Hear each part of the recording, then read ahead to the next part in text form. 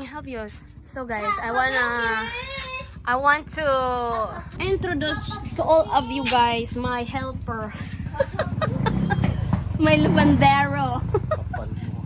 Papa Poopy! Bitaw ay. Papa Poopy!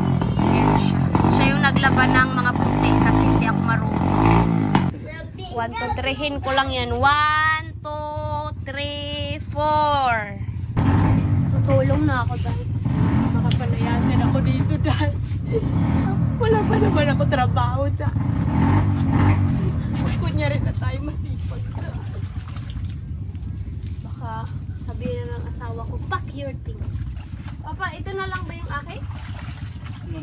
Ito lang madlawan. Lagyan mo dito. Diba? A giant house! Love you pa. Pa, love you. Hello! Beep beep! Pa, love you. Pa, bebe. Ganyan kasi kami maglaba dito dahil kasi iniigib yung mga tubig. So, kaya ang dami naming nakatambak na ganito. Siyempre, dapat kailangan magpanggap din tayo masipag. Paano tayo mapalayas ng di oras. Manupi na lang din pala ako pa, no? Oo, para hindi tambak. Tinangkal ko yung iba. Ang doon sa dyan, sa pool. Nandun sa foam, okay. Manupi din ako next dahil para samahan niyo ako manupi. Tapusin ko lang pala, bigaan ko lang naman. Bigaan ko lang to, di ba pa? Try you can sleep na. No! Sumisi na. So dirty. Pusa na ang doa mo. Maglagot na gana. Kunang panlaber. No. Papa said Ito na, put ito in the na. box all everything your things. Put in the box. Listen, what Papa said. Because I need to fold the clothes. Okay? You need. Papa said put in the box all your toys. Okay, listen. Then I'm here in the room.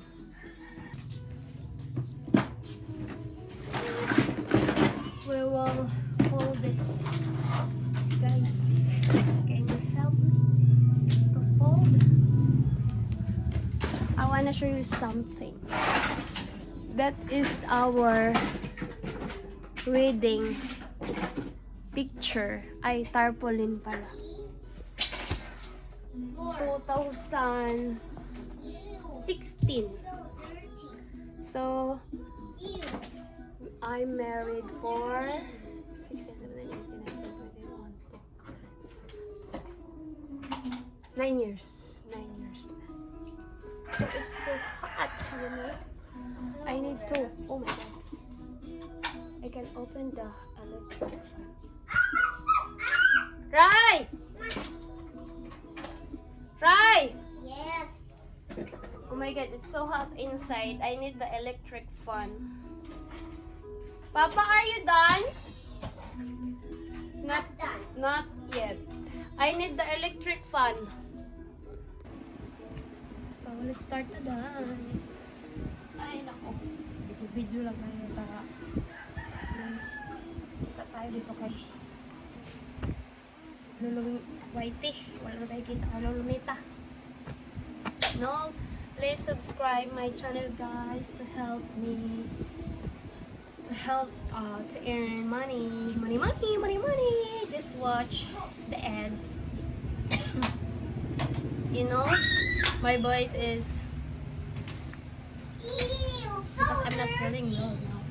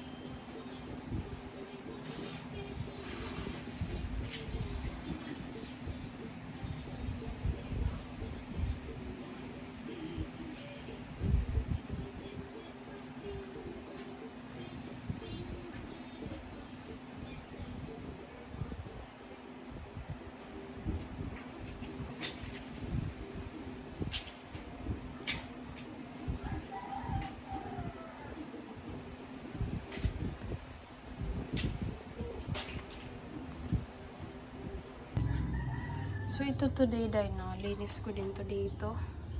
No, natapon natin yung mga basura. Ayan, yung mga basura, 2 sako. Pinalitan ko din ng cover ito. Ayan. Tapos, yung sahig namin, dito may mga lumang ano yan. Ano ba tawag doon to? Ito, ganyan. So, tinanggal ko na. Sabi ko, hindi na lang namin lagyan kasi laging nasisira. Mabilis lang siya masira dahil dito. Kaya, sabi ko, ganito na lang. Next na lilinisin namin yung taas. Dapat pala sa taas yung una, no? Yan yung lawa-lawa. Kasi imagine niyo dahil tumira dito yung aking asawa. 4 years, di ba? So kung hindi ako dumating, hindi mapapalitan to, hindi malilinis yung room namin, hindi mapapalitan to. Before kasi dito sila natutulog, ayaw ko. Kaya nilinis ko dito, pinagtatapon ko yung ano, yung mga old clothes nila biyanan. Ay, hindi pala pinatapon. Pinalagay lang doon sa ano, sa likod ng bahay nila day. Kasi sabi ng biyanan ko, dati daw nung giyera pa, ay kinakain daw yung damit. Unti-unti lang ako naglilinis kasi siyempre, may tindahan din kami. Ayan. Tapos, nag-lunch kami kanina. Kamote! Pinartneran ko ng kape. Sino nakatry niyan? Yan yung anak ko. Sarap ng mango. Sarap ng saging.